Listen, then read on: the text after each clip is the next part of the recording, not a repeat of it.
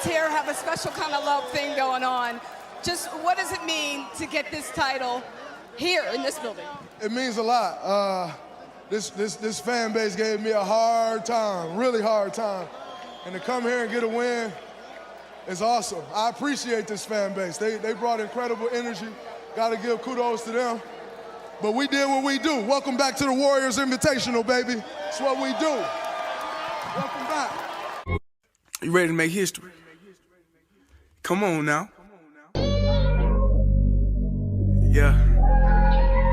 You know, there's these two words. And when I say them, people get goosebumps because they know what happens next. So without further ado, free smoke. Look, scared cause I'm drowning in silence with bad thoughts. These days I don't have nothing to say, man, the bag talks. I put in headphones on my driver. Pull up to the spot and give a good dick and Godiva. I can't lie, I'm uninspired. No more pillow talking about nonsense. I only stick around to put some band-aids on my conscience.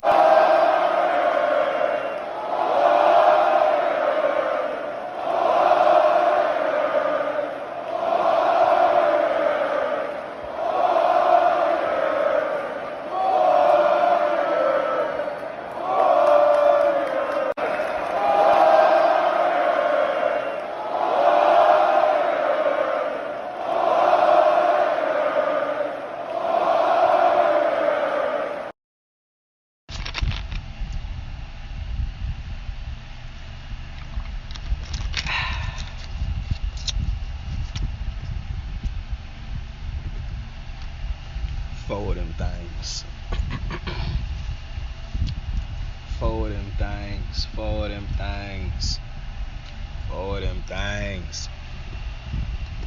Welcome back to another episode of Kicking It with Saint. This is the Kicking It with Saint Championship Edition, mother. Yo. Them Golden State. What's up with them Golden State Warriors?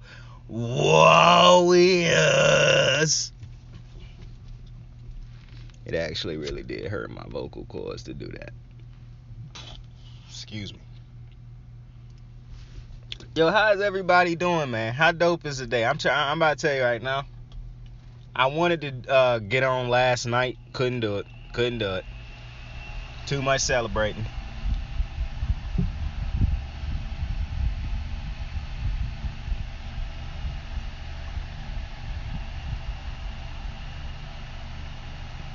The Golden State Warriors have reached the mountaintop once again. Wardell Stephen fucking Curry is a champion once again. And this is exciting. This is very exciting. I'm so happy because, you see, they said it couldn't be done. You remember motherfuckers holding up the zero signs and all the talk. Oh, Steph Curry not this, Steph Curry not that. He can't do this, he can't do that. What they gonna say now? Now we got a lot of shit to talk about tonight. We got a lot of stuff to talk about.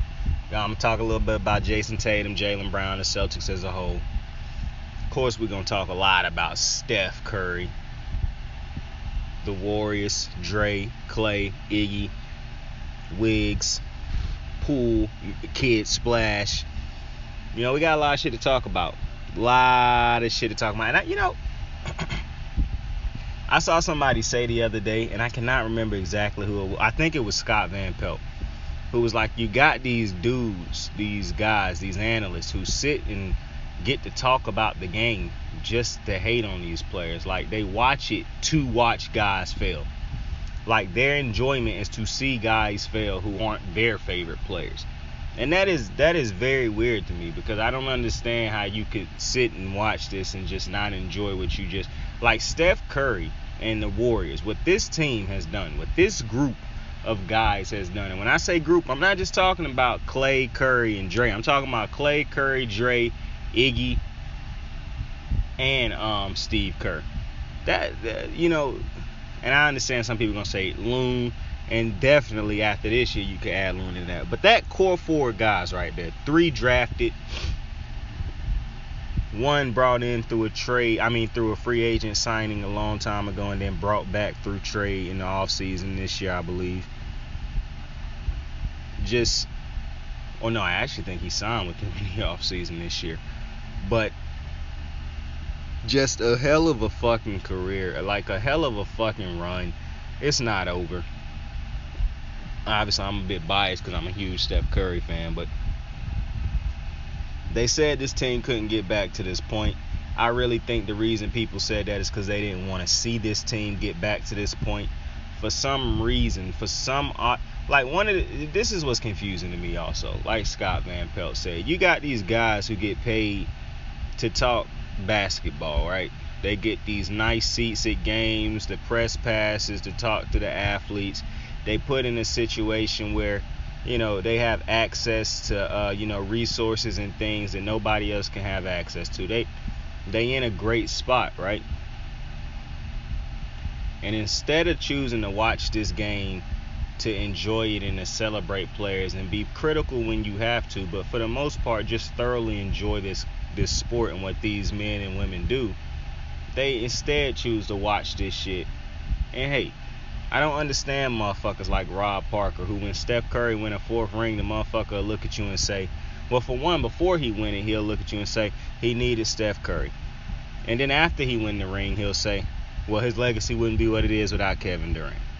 And then you'll look at a motherfucker like Nick Wright, who try to downplay everything Steph Curry and the Warriors did. You look at a motherfucker like Skip Bayless, who try to downplay everything the Warriors did. You look at a motherfucker like Charles Barkley or all these other guys who, instead of just admitting they were wrong, they want to downplay everything these guys do. I don't really get it. I done seen a lot of people, specifically the 2 players who I've seen people be very reluctant to give their credit to and their just due to, is LeBron and Steph. Over my lifetime on watching sports, I would say those 2, because growing up a Kobe fan, it was very, like, you got these talking heads now who disrespect Kobe and shit, but growing up, the basketball media never really ever disrespected Kobe Bryant. Like, once Kobe was that guy, nobody really ever did. Now, towards the end of his career, when these talking heads who love analytics and shit started to get on TV, the Nick Wrights, the Skip Baylesses, the Max Kellermans, once those jackasses got to start getting on TV talking sports, the Rob Parkers, you know what I'm saying? Once them motherfuckers got on TV and started talking sports and getting to dictate legacies and tell you who good and who not, that's when motherfuckers started saying wild shit like that. But I never really heard people question Kobe's greatness and whatnot. For some reason, it's been a lot of pushback on LeBron and Curry for the majority of me watching those 2.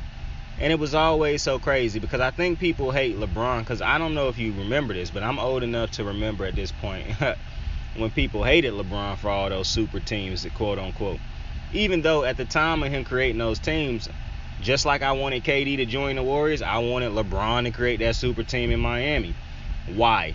Because I understood at a very early age, I don't want to see great players be forced to have to try to win championships alone in a sport that is so reliant on having a great team around you, great players, having another badass beside you. Like, I always knew I didn't want to see LeBron James retire without a ring.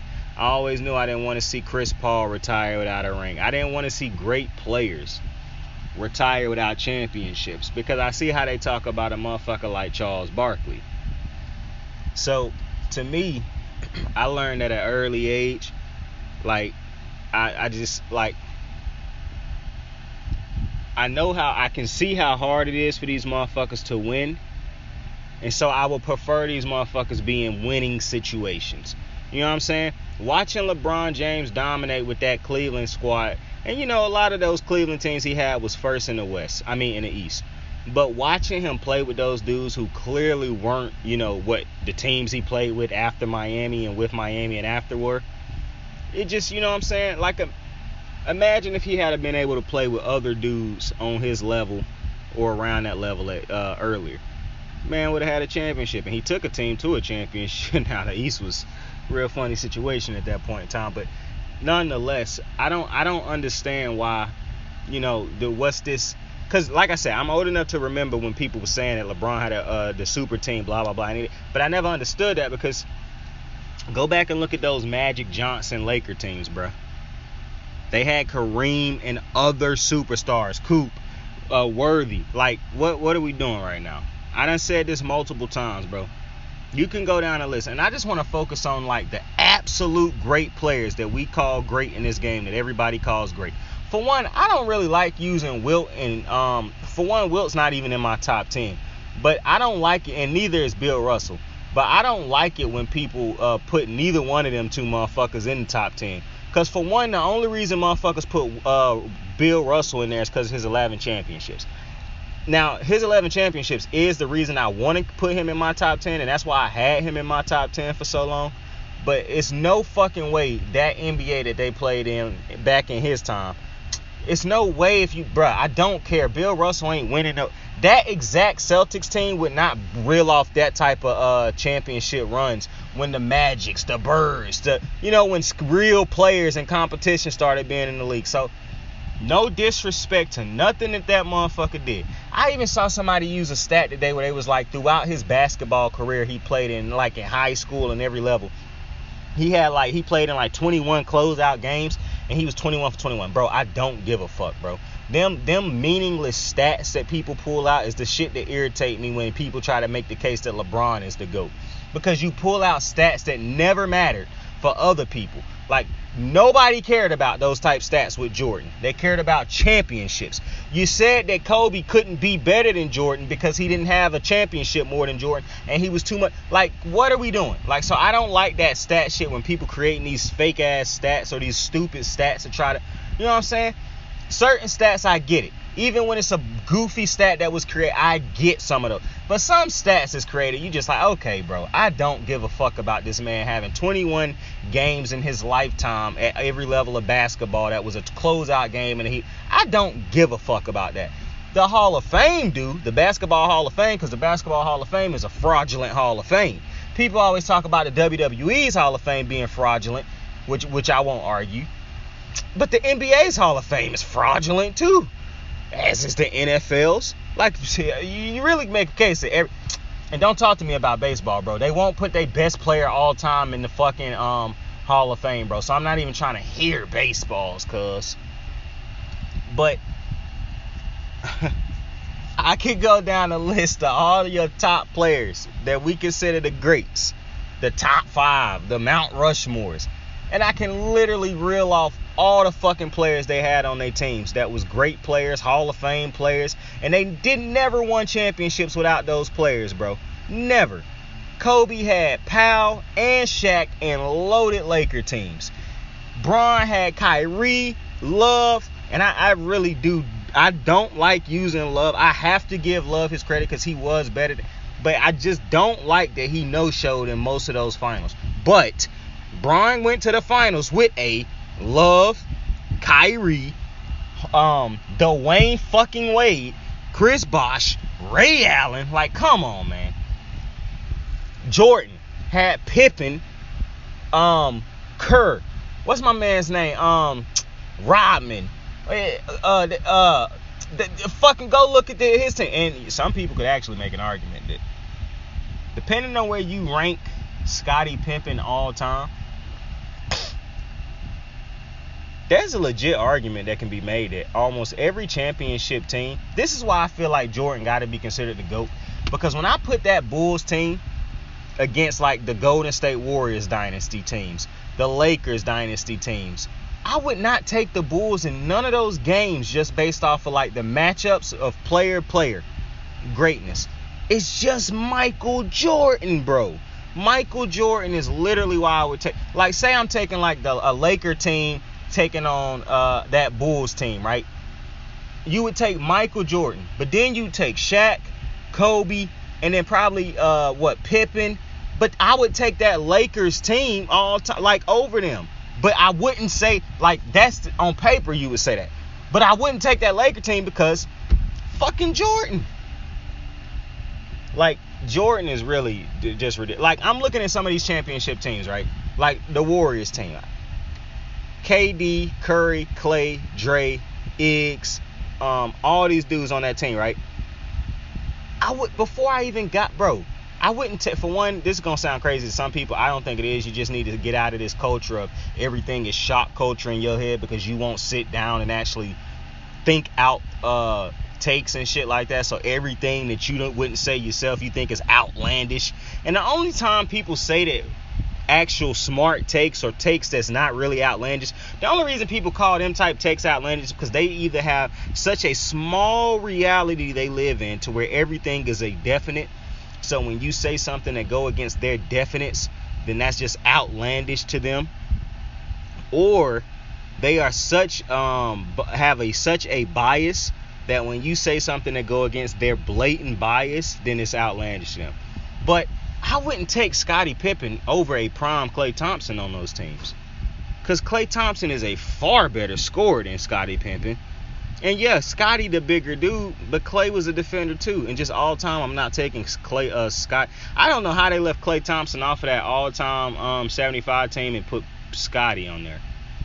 And I understand Scottie been going on this little tour lately where he been killing Jordan and whatnot. And I ain't hating on Scottie. I think Scottie was a great player. But much like Tim Duncan, and I don't even think much like Tim Duncan, because nobody is walking around telling you that Scottie Pippen is like a top 10 or nothing like that.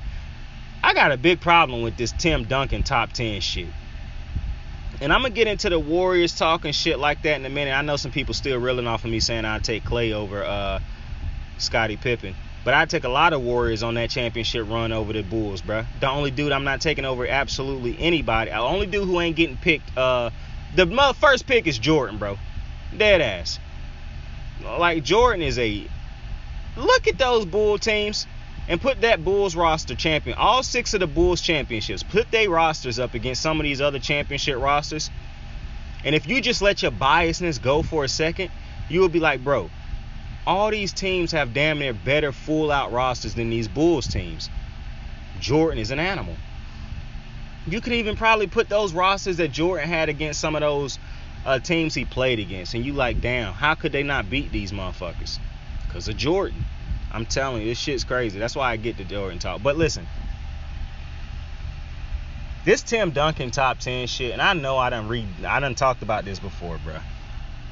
But I'm just saying, bro, it's really irritating. It's really irritating listening to people constantly tell me that Tim Duncan is a top 10 player all the time.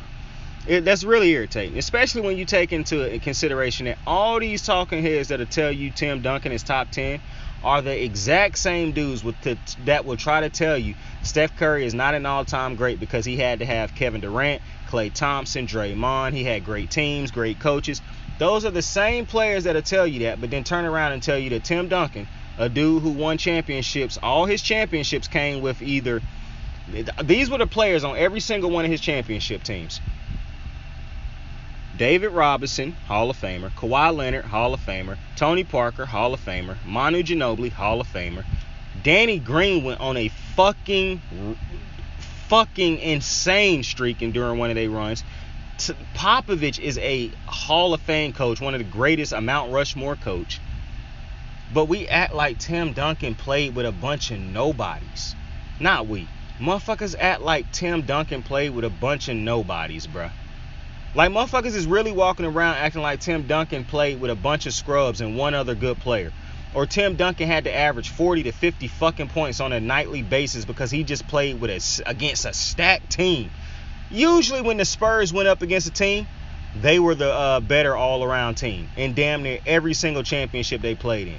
They just never had the best player because Tim Duncan was rarely ever the best player. Tim Duncan might have been the best power forward, but Tim Duncan was never, and I'm not saying the best power forward ever. I'm talking about he might have been the best power forward going into a series. But that motherfucker, when he went against series against certain players, he was never the best player.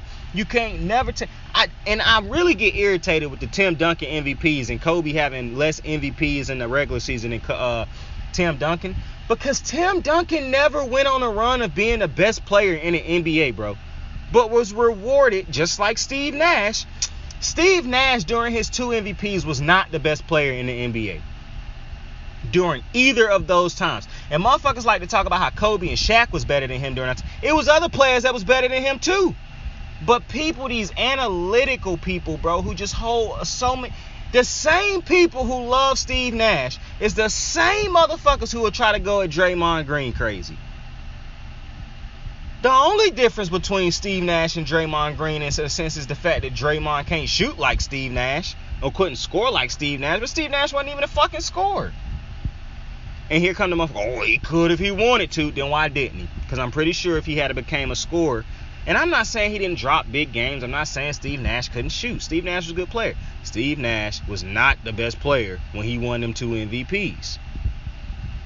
Tim Duncan was never, and I don't even care about MVPs to be completely honest with you. Well, season MVP is different. I do kind of care about season MVPs because you had to be the best player over an 82 game span. And it's irritating to me that fuck an MVP for a second and what I'm about to say next.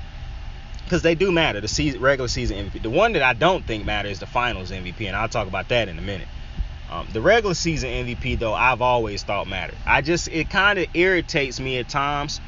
Now I think they started to water the award down a bit. Like, I always felt like LeBron and Kobe and Shaq never got the true amount of MVPs they should have actually won. Because I'm not somebody who's like, oh, well, they won it so many times, you can't give it. No, that's not me at all. I thought Steph Curry should have won MVP last year over Jokic. But he didn't make the playoffs, so they didn't give it to him. I just think some of these narratives is just ridiculous. But I accepted it because they say, hey, you didn't make the playoffs. Even though the Warriors were the 8th seed, bruh. If not for the fucking play-in, they would have been in the playoffs. So, for one, that's why I don't like the play-in. Because I don't like that after 82 fucking games, the 8th seed and the 7th seed or whatever have to play for that. Like, what? No, that's why we just play 82 games. So, I'm not a fan of the play-in. I'm never going to be a fan of the play-in. But I don't think Jokic should have been a 2-time MVP because I don't think he should have won it last year. Jokic was not better than Steph Curry. Jokic was not better than a couple other players, like 2 other players in the league last year. But we take into account other type things, right?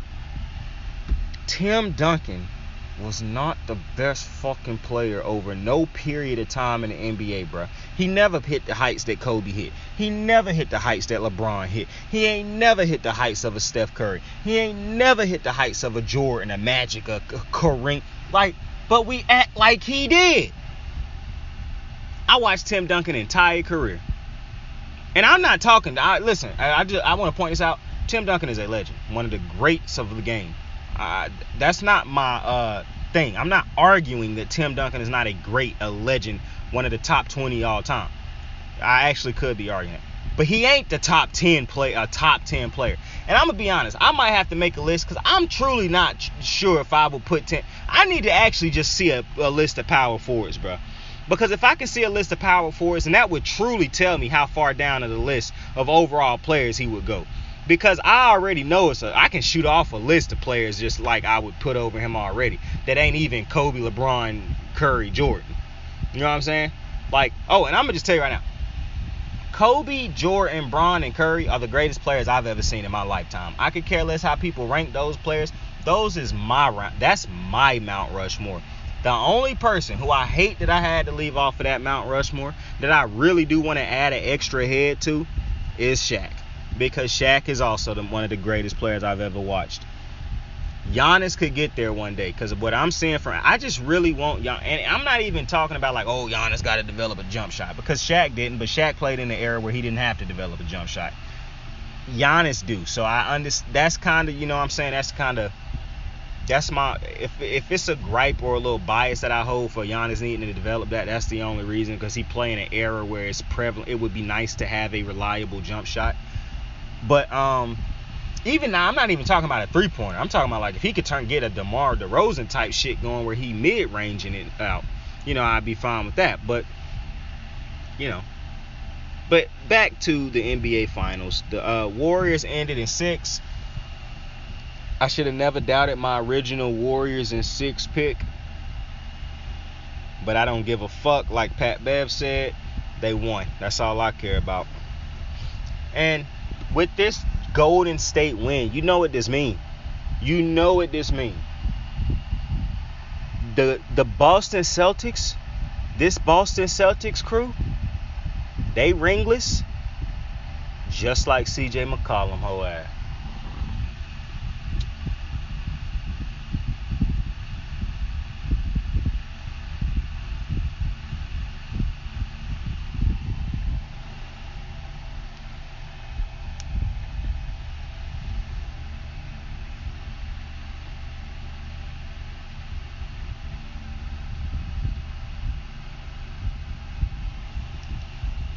Listen, man.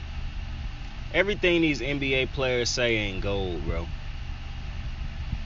I used to be the same type motherfucker who was like, if an NBA player say it, gotta be gold. No, bro, you gotta be smart. You gotta understand what sound good, what don't. You know what I'm saying? Some things out. If an NBA player say it, fuck it, I'm taking their word for it. Certain things can be debated, bro. It's a matter of opinion. And sometimes I don't like when CJ McCollum was breaking down what he was seeing in this series and why he basically picked Boston. I was like, man, this is a dude who been losing to the Warriors, bro. He just saying this because he a dude who done lost to the Warriors. Because what you just said don't really make too much sense to me, bro. Even a motherfucker like JJ Redick, who picked the Celtics to win this series, motherfucker was like, I'm not going to deviate from my pick, but I don't think the Celtics going to win another game in this series. That's a motherfucker who had actually been watching the games, taking in the information. Remember early in this series where I was like, I'm not going to keep breaking down the series, but to be honest, both teams' fan bases can make an argument. Our team could be up right now if this. But I was like, in my opinion, I know it's gonna sound biased. That's why I didn't want to keep breaking down the series because everybody gonna, oh, you biased. I knew I said it. I think the Warriors have been the better team thus far. They just had a crazy fourth quarter in Game 1. I even told you after Game 1, the averages and the law averages would come back to reality. Al Horford was not going to, and shout out to Al Horford who balled out, well, I don't want to say balled out, but he did his job to the best of his ability in this series, and I believe. I know some people look at, you want to know what I think, and this is just random. I look at this series, and I think one of the biggest problems that Boston had in this series, and the biggest, obviously I didn't talk a lot about Boston, and I'm going to talk more about Boston. But one of the things that really was interesting to me about this series is the fact that, and it didn't really necessary because of that one bad game scoring-wise Curry had. But I think the biggest problem that Boston faced in this series was the fact that Curry was not consistently bad. Like, Curry never had a back-to-back bad game. And that really killed them because Jimmy Butler had 2 off games, really. Like a real bad game and an iffy game in that series. Giannis had a bad game and an iffy game in his series, even though Giannis's numbers going to look crazy in the series. Some of his shooting averages and shit, and some of his numbers was just padding on at the end of games. Giannis did have a truly dominant end to that series, in my opinion. Giannis was great throughout the series, but the Celtics was able to capitalize off of the fact that their athleticism and, size really did throw off some of these teams in a way. And I only think it really affected Giannis right now because Giannis's bag is not as complete as it could be yet. Because the reality is he did try to revert back to the old Giannis in that series against the Celtics. And the Celtics had just took out a dude who could actually shoot. He wasn't as strong as Giannis in the sense that he could drive to the paint and do what Giannis could in that sense. But he could shoot and get to his spots and be just as lethal a weapon. And I'm talking about Kevin Durant. And when they stopped him, I felt like they was always going to have the confidence. Like, yeah, Giannis can do some things because he's physically imposing. But we can do to him what we just did to Kevin Durant. And not only that, we can really fuck up the rest of the people on this team. And then you get to the Heat, which to me, I don't know how you go forward with the fucking... Well, yes, I do, because the Brooklyn don't have the coach that Miami have. But you get a series in which, yeah, Bam had one good game in that series, and that was the wild one to them, basically, the anomaly, because Jimmy Butler had it, and they almost was able to win the game and where Bam went nuts. But you don't really have to worry about Jimmy in that series, in the sense, not that you don't, because obviously, to me, Jimmy was the best player in that series, before and after the series, but Jimmy had 2 off games. One, like I said, bad game. And that can help you if you're the Celtics because you like, okay, we got a breather because he ain't got it tonight. Curry averaged 30 plus in this fucking finals.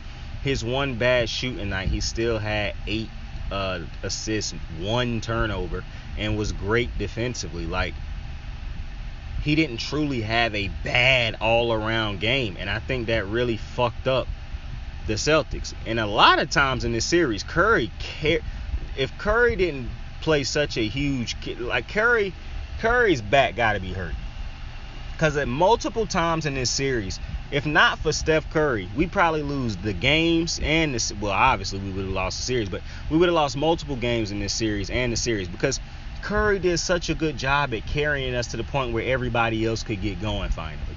Where everybody else, and Klay didn't have really a great shooting night tonight, and he didn't. I saw a stat the other day where Klay is basically averaging Klay's playoff averages. It just looked way different this year for some reason, and I think the reason it looked different is because it's not a dominant scoring number 2 besides Steph Curry to cover up for Klay like it was when KD was there. Because as good as Andrew Wiggins was throughout the playoffs for us, and especially in the finals, he still was like a 20 per game scorer, if even that, throughout the finals. It wasn't like Curry averaging 28, 30, and KD averaging 34, 35. You know what I'm saying? It wasn't that type thing. So it was easier to see Klay Thompson and his struggles in certain games. But I want to start first. I want to talk about Boston first before I talk about the champs. Champ. I want to talk about Boston. Oh, first off, talking about Boston, them L's. I was telling somebody the other day, bro. They was like, cause my man, and I'm not talking about the homie who, and he know who I'm talking about. I'm not talking about you, my boy.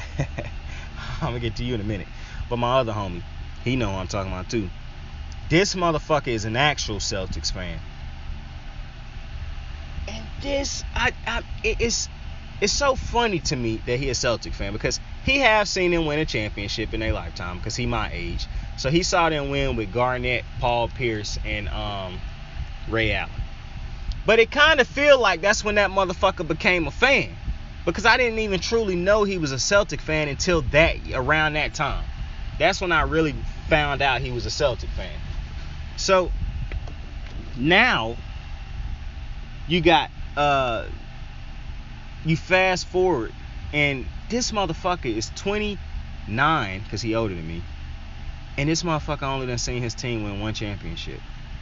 And I thought about him, but then I thought about other people who younger than us, who have never seen the Celtics win a championship. That really warms my heart, because the Celtics, most of their championships was won at a time where most people didn't see their fucking championship wins, and most of the people who did ain't alive right now. You know what I'm saying? So that's the first thing. And like I done mentioned before, Laker fans have actually seen, multiple ages of Laker Nation have seen the Lakers win championships. The Celtics can't say that, but you know what they can say? They got to see they Celtics lose a championship in their lifetime. I'm happy that y'all Celtic fans get to say that. As a lifelong Laker fan, you guys losing at home last night brought me so much joy, like immense joy and pleasure. I'm like, these motherfuckers really lost at home. They really, another team about to hoist a Larry on top of Lucky hoe ass. Like, I was so excited. I was elated. All those sad Boston fans, all the annoying famous Boston fans, oh my God. Now, I'm gonna be honest. I don't know if I done ever said this on the show, but I done said this in real life to my homies before. When it comes to winning an NBA championship or a championship at all, not in the NFL, just in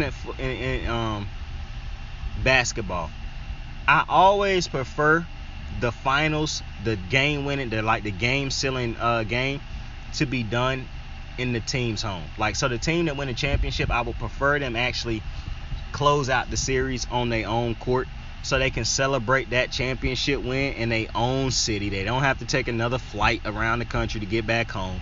They right there in their arena. They can celebrate with their fans. It's not going to be a single boo in there because most of the people who was there to support a different team going to be gone. It's going to be an arena full of motherfucking fans of that team. Like, that's my I prefer teams do that.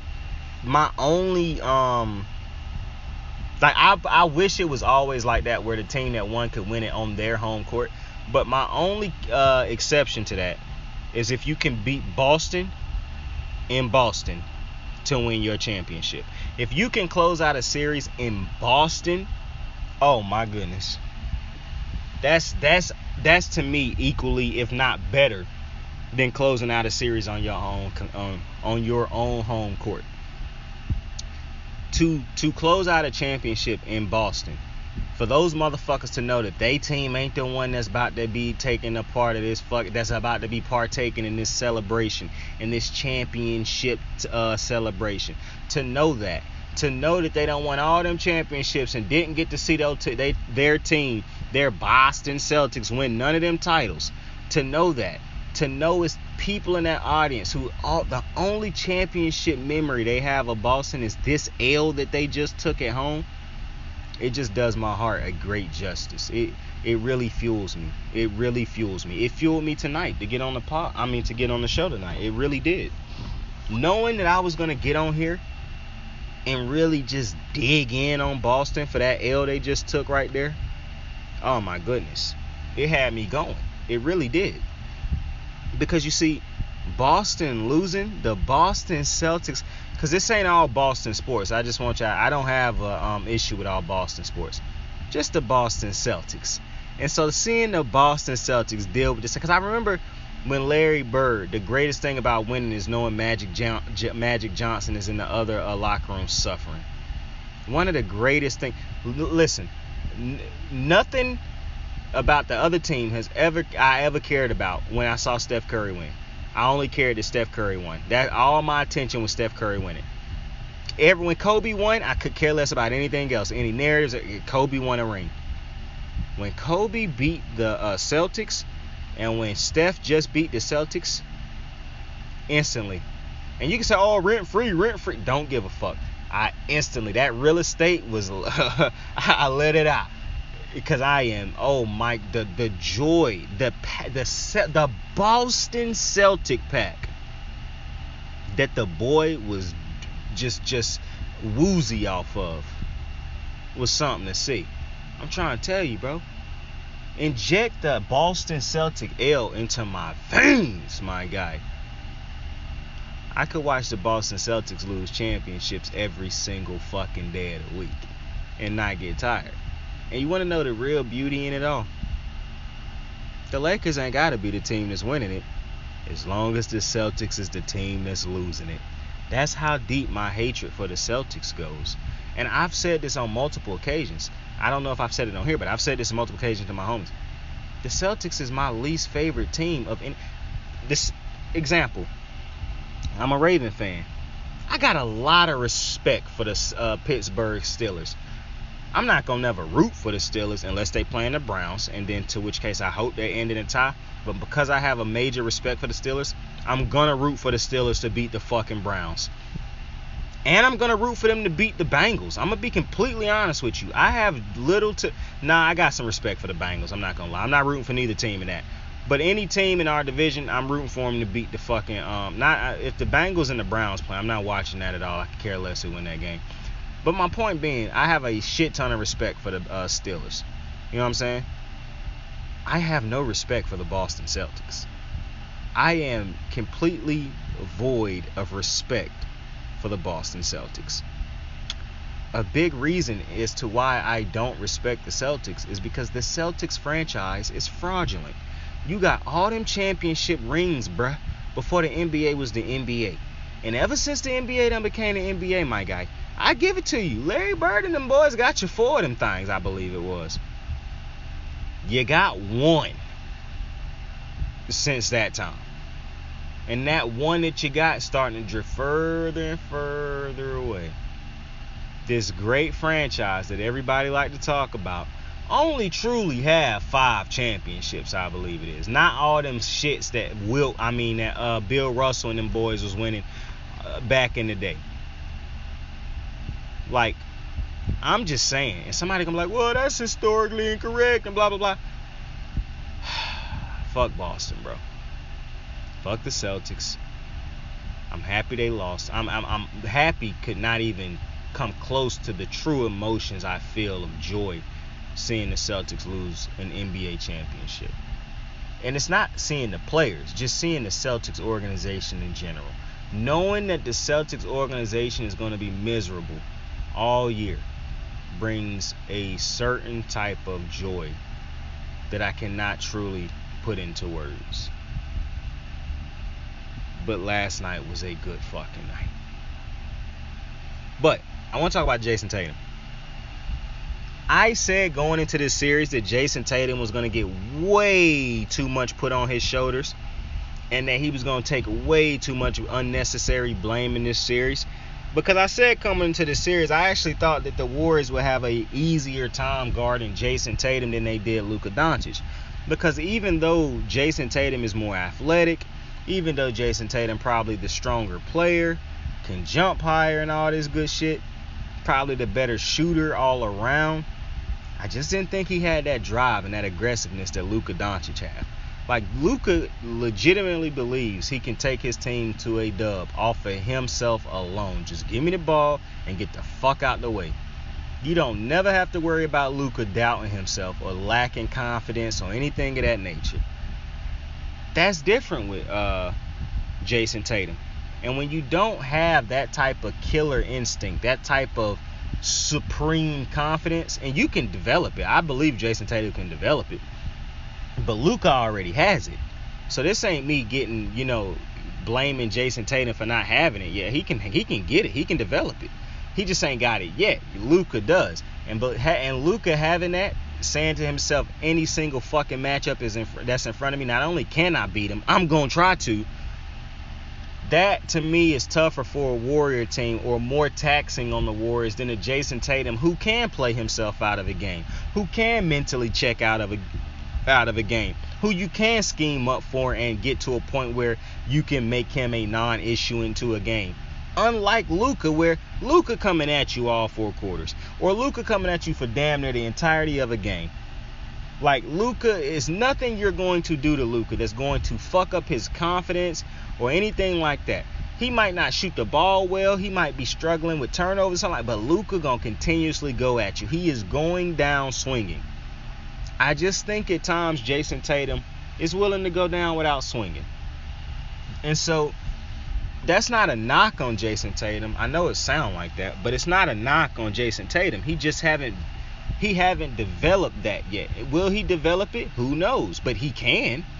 I certainly think he can develop that same instinct that Luka got, to where it's, I'm going to be a problem. And the thing, that's really what I meant a long time ago when I said I didn't really feel like Jason Tatum was a superstar, because I still don't feel like Jason Tatum is a superstar. And one of my biggest things is a superstar is somebody who can not only just win a championship, but you can lead a team to a champ. I don't really think Jason Tatum was the driving force of Boston getting to the finals. I think Boston just had a great team. That's why.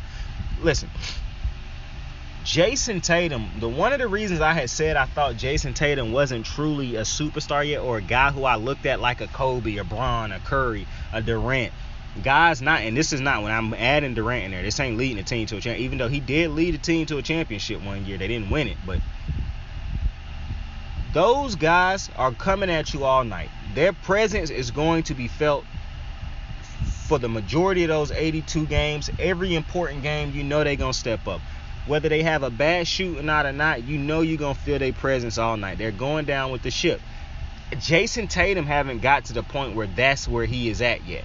And the way that I can best explain that is Luka Doncic looks like he is willing to die with the ship any night swinging. He does not care. It's 1,000 fucking holes in the bottom of the ship, and he is legitimately running around trying to find a way to clog and plug up every single one of those holes. Jason Tatum, after realizing the issue, says, I can't win this. And he fall on his sword. Luka you're going to have to plunge that sumbitch into Luka so many times to kill this man's spirit. That's the difference right now between Luka and Tatum. The other difference is Luka does not have the team that Jason Tatum have. If Luka had the defenders on his squad that Jason Tatum have, and he had a second player like a Jaylen Brown, and what's so crazy is if Jaylen Brown had the actual shooting ability of a Brunson, this probably could have went 7 games. Because like I said, the one thing that I just continue to say about Brown, I like Jaylen Brown, but I understand the thing that I realize about Jaylen Brown, in my opinion, is I don't think he is I don't think he is a good shooter. He just shoot a lot. I don't think he a good scorer. They just force him to score a lot because that's the role he has been given on this team by default. But I don't think he a good shooter, and I don't think he a legitimate good scorer. But he play fucking hard. He is aggressive. He kind of got that Luka in him, that dog in him. And Jason Tatum got that dog in him too. But the bark ain't always there. You know, his dog kind of old at times where it's, you know, I can lay down and chill today and tomorrow and the day after that. Whereas Jason Tatum's is like a puppy who always on go. The puppy that's annoying the fuck out of you because he never want to go to sleep. He always on go. That's Jason Tatum, always trying to bite you and shit like that. Like, if they could, and listen, this was their first time getting here. Who knows what can happen? I'm not hoping they get back just because I don't like Boston. But if they were on another team, I would say, yeah, sure. You know, maybe they get back again. But it's Boston, so, you know, fuck Boston. But specifically for Jason Tatum, I think Jason Tatum's biggest problem was exactly what I said throughout the series. It's just this, aside from all the unnecessary expectations and just wild expectations and shit that people put on Tatum's thing that I had said before this series had even started, that I noticed about Tatum throughout these, especially in the Miami series, Jason Tatum is just willing, like I said, about much like his aggression, he's just willing to not be there in certain moments. Like he disappear, he don't beg for the ball, he don't demand the ball. It just feel like he willing to drift through games in times when things look like they finna, you know, go wrong. You should be trying to get the ball. Like if you up big and then you see a team just drilling into that lead, Jason Tatum, it didn't feel like it was ever really like, give me the ball, let me get. You know what I'm saying? It just felt like he was willing to go with the flow. And I should have known that when he said, I never called myself a superstar. Well, yeah, and I appreciate that you wasn't willing to toot your own horn, but I wouldn't have been mad at you if you did either. Or either, whichever one people want to use. But that's also not how that works, my guy. You know what I'm saying? Like, your play dictates. Now, I don't think you're a superstar. I thought you was a star. But your play dictates that you are a star player. Mind you, what motherfucker who's just going to go up there and say, I didn't say I was a superstar. Y'all said it. Okay. What? So, I do think this will be a learning lesson from Tatum. But that disappearing I don't want to call it disappearing. Not understanding how to be effective when your shot isn't falling was huge for Tatum. And it's so weird that he was so bad from everywhere but the three-pointer in this series. But Tatum got to get to the point where he can be effective in a game even when his shot is not. And I'm talking about scoring, because obviously Tatum want to score the ball. He was getting assists and shit like that when his shot wasn't falling, and clearly that didn't do anything to get him going again. That's why I said earlier in, I think it was in that last series, Tatum having 8 assists or some shit like that, if that was his game and I could expect him to do that on a nightly basis, that'd be cool. If that was something, but that's not something, for one, I can rely on. 2, I don't need 8 assists from Jason Tatum. I really don't. And I know it's going to sound crazy to some people, like, oh, you don't want 8 assists. No, I'm not saying I don't want them. I'm not saying I won't take him if he give them to me. On a nightly basis, though, I don't need 8 assists from Jason Tatum. I need 30 points. 25 to 30 points. Really, to me, 25 is low. That's a seasonal average. In these playoffs, I'm trying to look for 28 to 30 plus, per game if you that guy. And Jason Tatum, and more so than that, I need you to be effective in the second half of games. Jason Tatum struggled a lot in the second half of these games. And like I said, I think one of the biggest reasons this happened was because when Jason Tatum got to learn how to be effective when his three-point shot might not fall, or when his jump shot not falling, or when he might not be getting the calls at the lane, or yada yada yada. He have to figure out what to do to get his game back on track.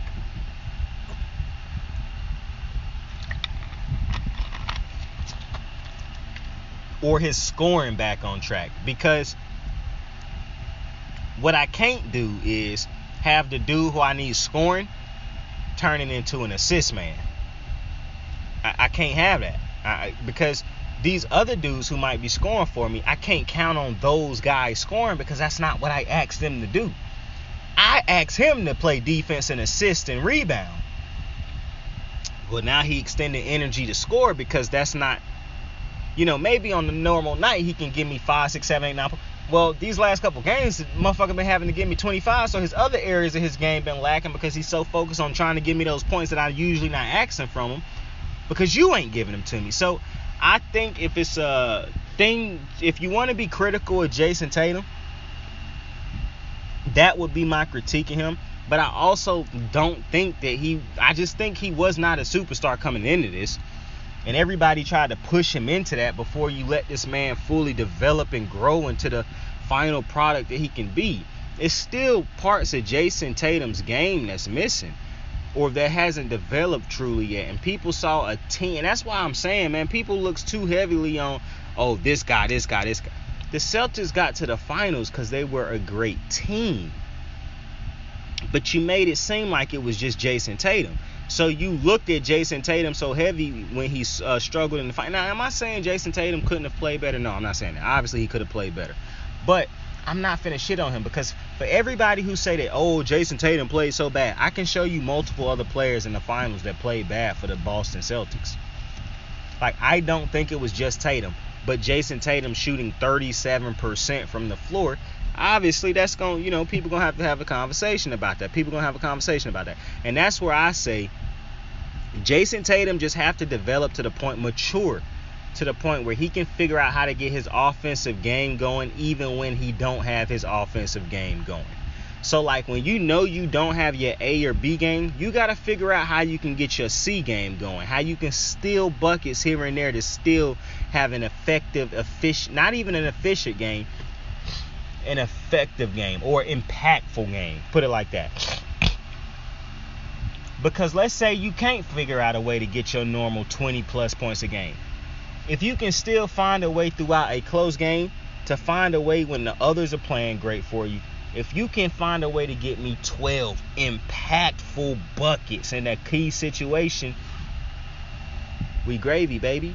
So I think that's the next part of Tatum's game, because Curry had to do it, Bron had to do it, Kobe did it. All these greats, they learned how to become more effective, impactful scorers when their A game wasn't going, when their B game wasn't going. That's why I talked about Curry throughout this series. I'm like, this motherfucker's maturation, where his game is now compared to where it was when he was a unanimous MVP, is so crazy, because you wouldn't say, most people not going to give him a unanimous MVP, even though he just won a finals unanimous MVP. You would say he's not a seasonal unanimous MVP, but his game is so much better now than it was back then. The shock value of us have never seen somebody do what he was doing at the time is what gave him that unanimous MVP. What he is doing now is even more wild to me, because he done found a way to take what he was doing back then and to basically control it on every level, babe. It's like somebody getting superpowers and not knowing how to control them, and then as they get older and mature and go and have those powers for a long time, they learn how to, fully control those powers to their advantage. That's kind of what Steph Curry became to me. He learned, and it's so crazy because I'm not taking nothing away from Klay Thompson, but Klay Thompson's game to me pretty much done always been the same. He eventually got great on defense, and his game never really had to change. A catch, shooter, come off of screens, and yada yada. Steph Curry's game had to mature because of all the things he could do. He had to know how to rein it in on himself. He knew how to. It's just so crazy. I could do a whole fucking video just talking about where Steph Curry's game was, even in his best, and where it's now, and to me it's a Kobe conversation of which one was better, 8 or 24. And it's like 24 was such a mature Kobe who knew how to, if the shot not falling, I can get down on the block and get steal buckets like that. I can get to the free throw line and steal bucket. Like Curry's maturation, his evolution in his game, the maturity of his game. I love seeing athletes do that. Like LeBron, when he finally matured in his game, that like I just love when athletes do shit like that. Like that's hella impressive to me. And that's Jason Tatum. Now, obviously, it could take more than 1 or 2 years for Jason Tatum to fully get to that point because he is young. And I think he'll get to it. I don't think this is the last time Jason Tatum will get to the finals. I don't know if he'll get back with Boston, but I definitely don't think this is the last time Jason Tatum will get to the finals. Because I think when you get a player as good as Jason Tatum to the finals one time, if this truly, hurt him the way it do a lot of champions, like I saw Tim Duncan and the Spurs lose, and I saw how they grinded to get back. If this really hit, and plus, this experience is gonna work for Tatum regardless, because whether he come back like Tim did and win it all over, or whether he let this eat him down inside for the rest of his time until he become an unrestricted free agent like KD and go to a team where he can truly compete for a championship. Regardless, I think this will ultimately work in Tatum's favor in a sense of helping him grow after this. And like I said, I think a lot of people was hard on Jason Tatum throughout this playoffs. I just think the expectations and shit like that was, you see people every day, bro, start something new and they like, okay, you gotta be careful with me because this brand new, so don't be too critical, don't be too hard on me because I'm new to this. Jason Tatum ain't never touched the finals in his lifetime, bro, and y'all going at that man that crazy because he was a little overwhelmed at times in the finals, or he didn't have it all going in the finals. Like, come on, man. Come on. And so ultimately, to me, Jason Tatum, could he have played better? Sure, he'll tell you he could have played better, but I don't really think that Jason Tatum was, with y'all motherfucker. Obviously, the 37 shooting percentage ain't great, but this is his first time in the finals, bro. I don't think he was just god awful. The motherfucker helped his team get 2 dubs off of the Warriors. You know what I'm saying? Man didn't go out there and get swept or take a gentleman's sweep. Motherfucker went out there and got 2 games off of him. So I respect that. Now, I want to talk about Marcus Smart too. Not Marcus Smart. Brown. Jaylen Brown had a good game. He had a good game as far as like he was aggressive. But if you go, I hate doing this because I told you I don't like looking at you don't supposed to watch a game stat sheets and try to watch a game. That's not what I did though. But I'm pointing at his stats at the end of the game just to point out like this is what I'm saying about Jaylen Brown. I don't necessarily think he's a great shooter or nothing like that or a scorer. He just go on these hot streaks at times where because he's so aggressive he really can kill you because when he hot and he think he hot, he gonna attack you. There's one thing where he cold and he gonna attack you, but if he hot, he definitely gonna attack you. And I think he that type of player. And last night, to me, that's the final box score basically was a culmination of what I've been saying that Jaylen Brown is. And Jaylen Brown a great player too. I think Jaylen Brown and Jason Tatum actually should be broken up. I know that's wild out of nowhere. Like, whoa, what the fuck? But the biggest reason I think they need to be broken up is because I don't think this is going to work because of the type of player Jaylen Brown is. As good as they are, for one, I done already told you, I don't think defense wins championships. Defense and spots wins championships. Now, the Warriors, because the Warriors was just as great a defense as the Celtics. Like, the Celtics defense might have been number 1 that the Warriors was going against, but because the Warriors was the number 1 defense in the league before Draymond got hurt and finished number 2, that meant that the Celtics was going up against the number 1 defense in the league to them. That could have been the highest of defenses that they could have played. So, I don't think the way the Celtics are built to be so heavily defensively, a defensive heavy team, you got to either get rid of Smart or Tatum, just for the simple fact they are not the scorers. They are not on the level of a scorer like a lot of these teams have a great second scorer, and I just don't think you can rely on the fouls all the time that the refs was giving them at times throughout these series, the flopping, and I don't think you can rely on, they play hard. I don't think you can rely on that all the time. I think that at some point in time, you got to go out and get a legitimate skill. For one, I do think the Celtics need a point guard, a legitimate floor general, but I don't actually think they need a floor general as much as they need a second option who can actually shoot. Like, because Jason Tatum, if he's struggling shooting, Marcus Smart and Jaylen Brown are not shooters. So they can actually make it worse if they launching and missing too. So I actually think they should trade away either Brown or Smart. And I would actually prefer to trade. Now, this is crazy because I would say trade away Brown. But it's only if you can get a wing in return. If you don't think you can make a trade to bring in a good wing, I don't think you should trade Brown. I think you should trade Marcus Smart. The problem with that is if you trade Marcus Smart, that really don't help your team no more because you're trying to bring in a wing that's a defender who can also shoot. Because if you bring in a guard that can shoot, he probably won't be good defensively at all. So that's why, in my opinion, as much as you probably need a floor general, I just think that's something you can figure out with your backups. You can get a backup that's a great floor general and figure out how to mix him in with the starters and shit. You replace Jaylen Brown with a Klay Thompson or with a second option who can legitimately be like a Bradley Beal. Anybody who is basically a better legitimate shooter than Jaylen Brown. Because I really do think that would help for both of them going, because they play too much alike to me, bruh. And they still have not figured out a way to always, consistently, every game, both go off in that entirety of the game. Like, I really think if Jason Tatum had a dude next to him who didn't need to constantly have to get to the rim to get points, but they can just like pull up on people. They can shoot from mid-range. They can shoot from the three-point, and they are actually good shooters. I think that could actually help, like a Zach LaVine. Now, I don't know too much on Zach LaVine because I don't even know if I think he a star, to be honest with you. Like, Zach LaVine is barely an all-star to me in time, so I'm not really too fully sure on how I feel about Zach LaVine. And I'm not even trying to be disrespectful. I just really don't know my complete thoughts on Zach LaVine. But to me, if you the Celtics, it's just hard for me to see them winning a championship with Jaylen Brown and Jason Tatum and Marcus Smart. Because they don't have a pure scorer out of that bunch. Jason Tatum can score on all four levels. He a pure scorer. But he not to the level yet where he is the Kobe of a team, a LeBron of a team, where I'm carrying this team every fucking night. He too content with the team actually winning games off of other people or, just off of the team. And that's no problem. I don't have a problem. But to me, he lacked that, okay, I'm taking over. Even Curry, who played with a great team. For one, all these dudes have great teams. But Curry, who played with a good team, even that motherfucker's taking over when he have to, or at least going to try. Kobe, he got Powell and all. He's going to take over when he have to, or at least try. LeBron had all these other dudes.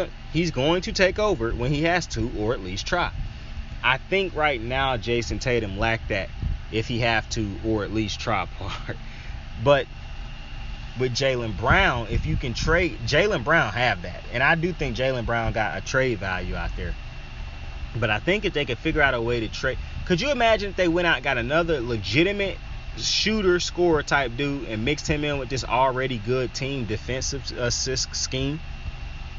You know what I'm saying? So and plus they role players really wasn't shooters. Like Peyton Pritchard was shooting in these other series and Derek Wright had some moments.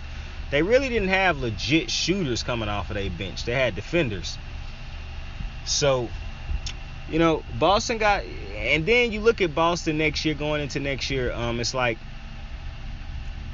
the Celtics, not the Celtics, the Bucks going to have Chris Middleton back. You expect that the Nets will be a better team next year, especially KD got to be motivated to win now. KD got to be motivated to win now. But this is part 1 of the Golden State Warriors championship Kicking It With Saint episode. I will be back with part 2 either later on tonight or tomorrow night. I don't know when I'm gonna record it, but it is gonna be either later on tonight after this break, or I will end up recording. I thought I was gonna go all the way through, but it's so much to talk about. I really could have turned it into a long. I'll say this: the episode that I do, the part 2 gonna be longer than the part 1. I can just go ahead and tell you that right now. And to be honest with you, if I didn't have as long a day as I had today, that tired me out the way that it did, I probably would try to go ahead and max this one out. But my thing is, if I actually did sit down and go over every single one of the topics that I wanted to talk about, it would actually take me about 3 hours, which is not bad, but I'm not at the level where I can be putting out a 3-hour video right now and expecting motherfuckers to watch it. You know what I'm saying? I mean, I'm pushing it, putting out videos as an hour and whatnot. But so I covered Jason Tatum. That was the biggest thing. Tatum talked about the Tim. Yeah, we're gonna pick back up tomorrow. I appreciate you for joining me on another episode of Kickin. Kicking It with Saint. Tell somebody you fuck with them. Tell somebody you love them. Saying out. Hey, right out. Got my niggas in the bag blowing white outs. We gon' bump this shit real deep into the night house. Keep it 199, just ain't my style. Sing the time, staring out the window of the night route. They never ever understood for the most part. Hey, wonder how them niggas treated Mozart. Hey, did they try to put him on the Zola? Oh nah, I was penalized for being too alive. I was penalized for being too alive. I was penalized for being too alive. I was penalized for being too alive. I was